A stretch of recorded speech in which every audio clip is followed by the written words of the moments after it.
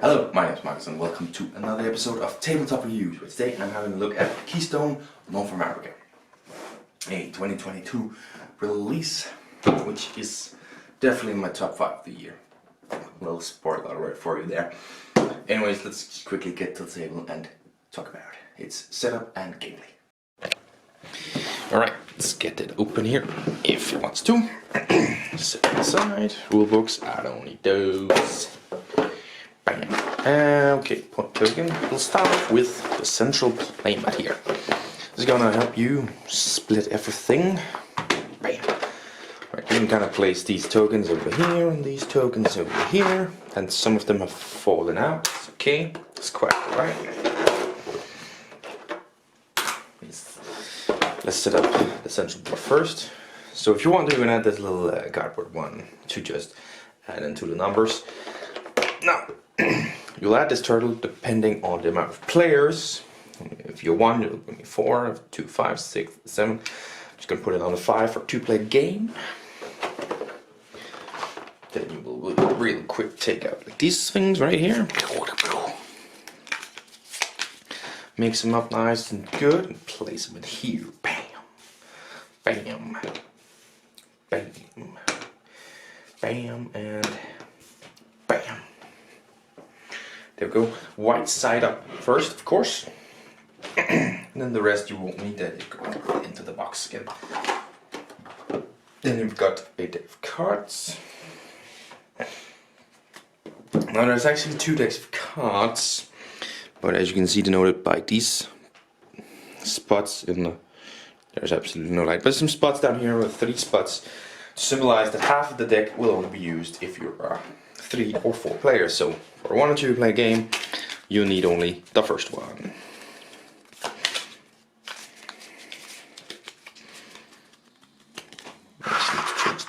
Actually, this one. Add it into the middle and flip over the top cards.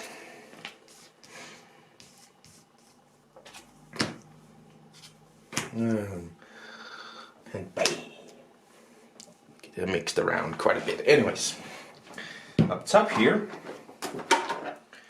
you will add in these here cards.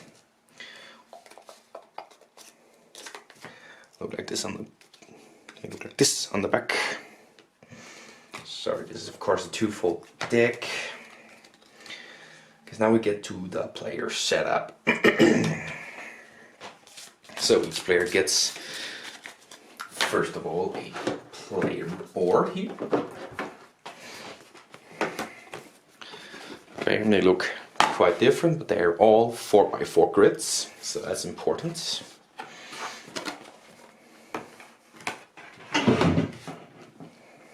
And each player gets one of these, which is a individual goal cards card. And you start off with 1, 2, 3, 4, 5 acorns. 2, 4, 5.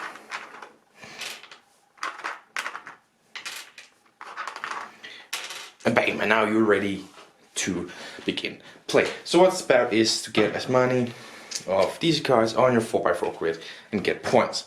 You can also see here, this is some special things you need to do. So this one needs an L shape with the sun symbol, so that's like summer cards. Then I need 2 exclamation points in this symbol, that means endangered species. They need 4 house symbol whatsoever on their grid, and then they need 3 frost symbols in a row. I don't know what those 4 cards are. And the way you see these symbols is quite simple. Actually, let me show you this one. I don't have an endangered anyways.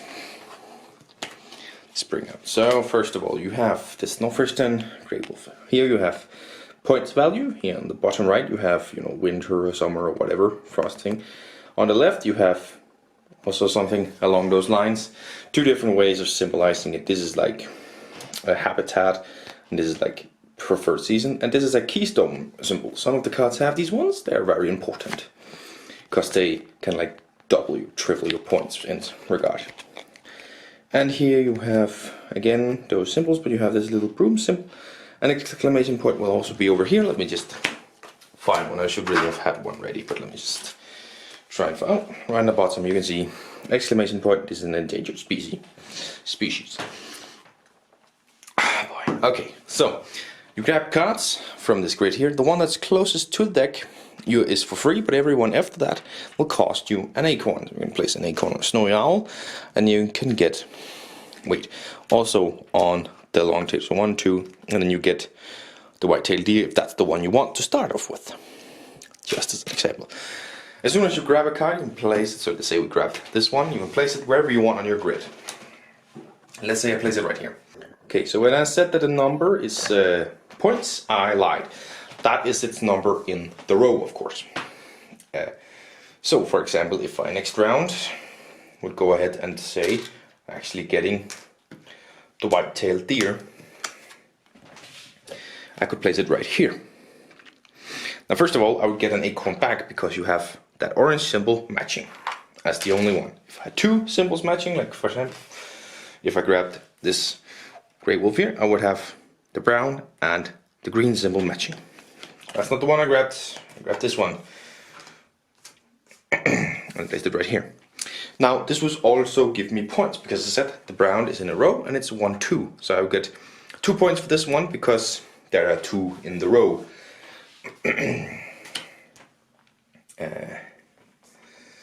Great. Alright, I'm gonna try and find a Keystone brown. Then more with as an endangered. I know there's some in here, just need to find them. Okay, this one works. So for example, if I grabbed this Sakura cactus. That's in here, now there's 3 in a row, that's 3 points, but through the Keystone symbol, I score them all one more time. So that's 6 points now. And the way you get these right here is through these actions, because instead of grabbing an animal, you can grab to take the action of one of these up here. And one of them is, for example, one that I can actually take. I can't take any of these, but for example, this one would be grabbing a green one on that symbol. Now I don't have that symbol. Let's say it wasn't that one. I could grab one of these and place it there. Let's just say that I would flip it around to its yellow side and put it back. Then I would have one of these here. Now that would be 1, 2, 3, and 1. So that's 4 points. Scored yet again 8 points. So that's how you all of a sudden just get a whole lot of points.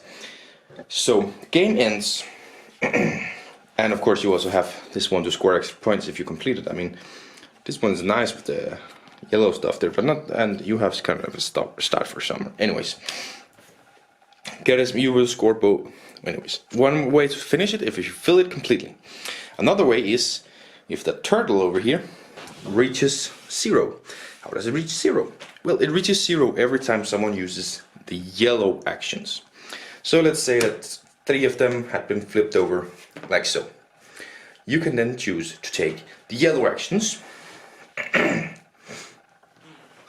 then you take all of them in whatever order. You could draw 3 up and keep only one of them, and take 2 acorns and move one of your animals, bam, and then the turtle will move down.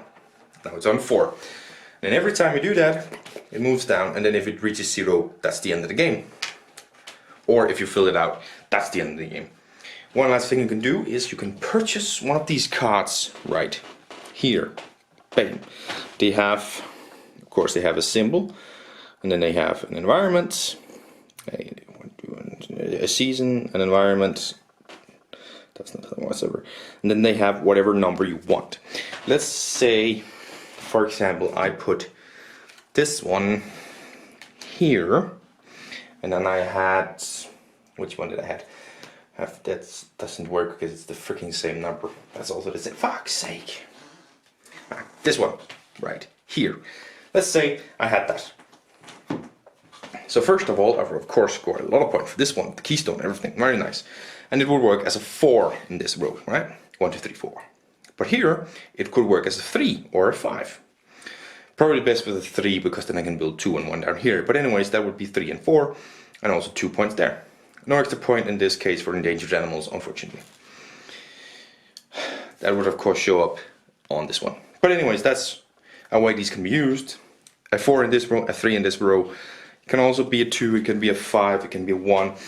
In any row whatsoever, however you want to do it. In the game you score. It kind of doesn't matter which way you go, but you sort of go horizontally first and then the other way.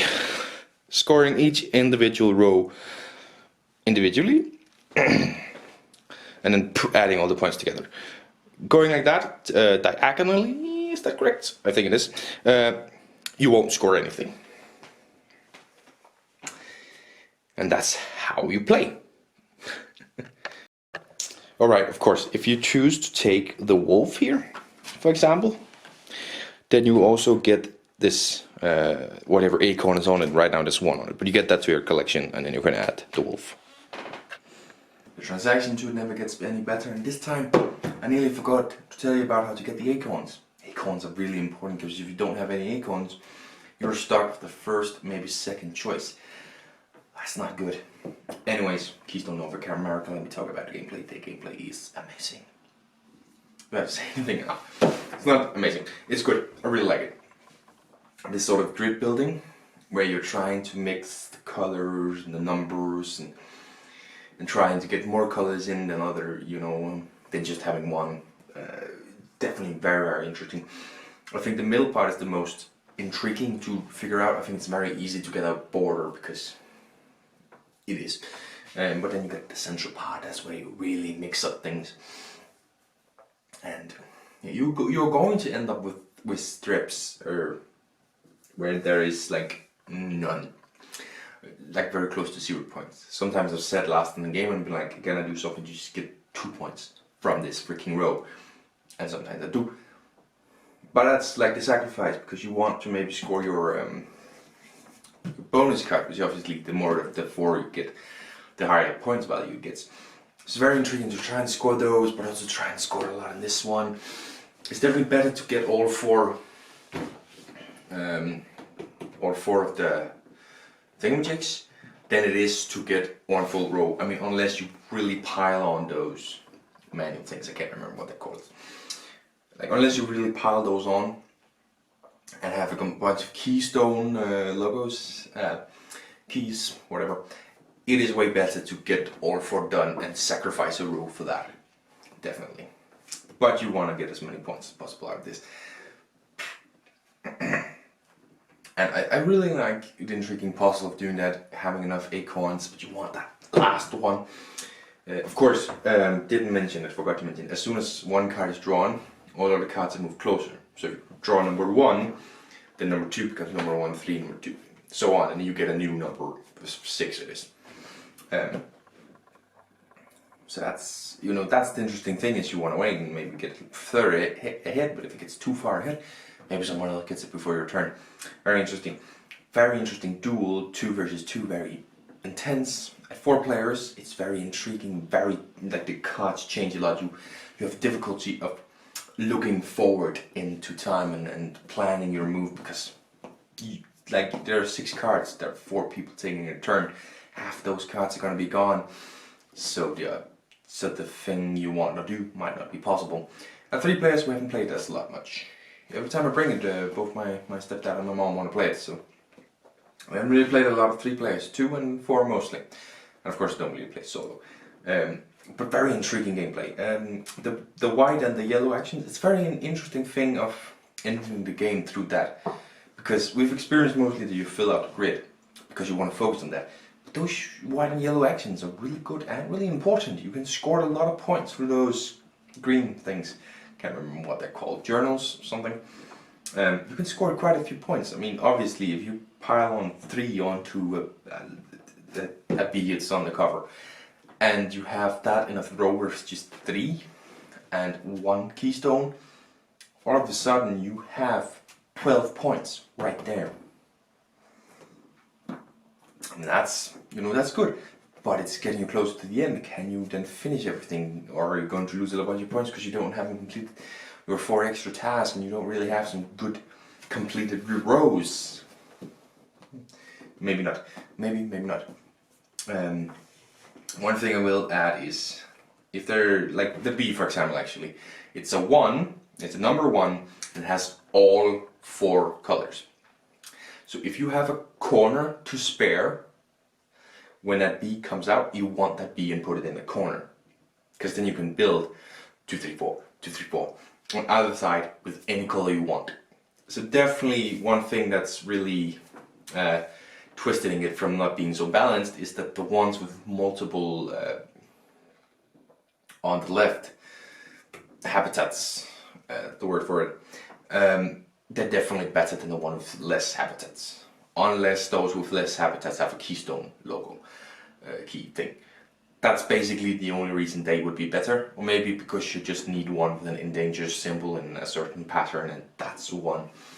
Otherwise, more habitats is better for this game, and that's a bit of an unbalanced thing. You're not going to often pick ones with only one habitat, because it's going to limit you so much. But you can still build something off of it, but people are going to very easily ruin it for you if they have multiple, right? If I have the bee and I see you taking the, I think the polar bear only have ice on it. It only has the blue habitat, the ice habitat. But I have the bee, which has all 4. Well, I'm gonna grab blues for the next one as much in it as I can to ruin it for you. I'm gonna grab, like, I can't think of an example that has blue and another one. But I'm definitely gonna grab that one and leave you with the ice fox. This thing, I believe that also is just blue. Can't fully remember, of course, I'm not that good. But I'm gonna leave you and limit your options and other people around. Like, we really just punished my stepdad for only taking the blue ones in one game. And in that way it's a bit unbalanced. He did manage to score points, but he was definitely not going to win. So that's pretty interesting. Unbalanced but interesting, and that's the thing I have. It's a bit unbalanced, but it's very interesting, very intriguing. I really like the game, like the gameplay of building this thing and knowing you can't get it perfect, but you're gonna get it damn close. And I have been really freaking close in some games, really just almost there as a perfect grid scoring for it. And all 4 of these are scored, and then I got 4 on this one, 3 and 2 and 2. You know, you get really close and you get a lot of points, but never completely perfect. But very interesting in the gameplay, and just hunting as many points as possible. You really need to think about your moves, and spending acorns are worth 1 point for every 3rd in the end. So spending 10 acorns on one of those cards, they are any number, but they're only 1 habitat. That's interesting. You can use it at specific points. Sort of limited, maybe, you know, but then again, any number in either row, it doesn't need to be the same number. You can say 4 for this row and then 6 for another, not 6 because it only goes to 5. Very interesting, and there's some obvious tactics like 1s and 5s you want in the corners to start, because, well, they're the last and the first number, and then 2s and 3s and 4s you kind of want in the middle and stuff. So in the start it's like obvious to try and do something, but then it gets further and further in, it's not as obvious, and you think, can I use that one? But I kind of want to use that one. That one's good for my bonus, my individual bonus, but that one's good for my rows. And you really get into this thing, and then, like, do I want to use all yellow actions? I could use the acorns. There's some other abilities in there that's pretty good. Moving 1 card, I could use that. Oh, but it's going to push it towards the end. Very intriguing with the gameplay in this one. Theme, I freaking love the theme. It's nature, right? So I don't think the theme comes that much in the gameplay, like it's matching symbols to numbers to other symbols, basically. Not really thematic. I mean, obviously it makes sense that the polar bear is on, like, you know, only the icy habitat thing, and the brown bear is 3rd part. But then you have something like the bee, as I said, all 4. It doesn't really do well in icy habitats, so it's quite thematic in some aspects, but it's not very thematic in others, and the numbers don't freaking matter. I mean, some of the larger cards do get higher numbers, so I guess that's sort of thematic, but not really where you want it, right? But obviously just the look of it and the look of it and the theme in it, actually, animals and stuff, I love that. I love having animals on board. I love building up with animals.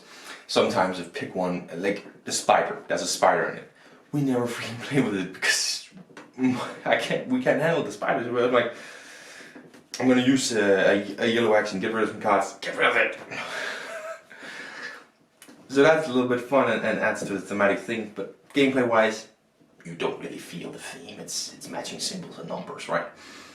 Components. Let's talk about components. I have the deluxe edition, so that's the thing. I did get the regular resource tokens, the acorns and the stuff, in like the cardboard thing. It's actually a nice cardboard. It wasn't too thick, it wasn't too thin. It was kind of in a good sense, but obviously the wooden components, this one amazing. The playmat, which is the central board. I don't know if that is the central board. Actually, I don't think you get that if you don't have the deluxe edition. But to me, it is what I want from like a playmat. It has spots for the cards. It helps you set it up more easily and more simplistically, and people always know where things go. So it's the essence of a good one. The cards are nice. They're square, which I didn't expect, but they're nice. Obviously, the artwork is amazing, beautiful, love it. The cards are good quality. In being squared off, a little bit difficult to find sleeves for, I find, but good quality cards. A little bit on the thin side, a little bit on the thin side, I would say. But otherwise, good quality cards and awesome, beautiful artwork. Another game where artwork carries it through, right? But yeah, the deluxe components are amazing and I love them and I can't live without them.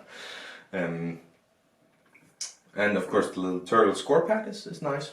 It's a nice touch. It's a nice touch that it's a turtle. I think that's, I don't know, I just like that you're moving a little turtle down. That's nice. Alright. So, does it lie to you?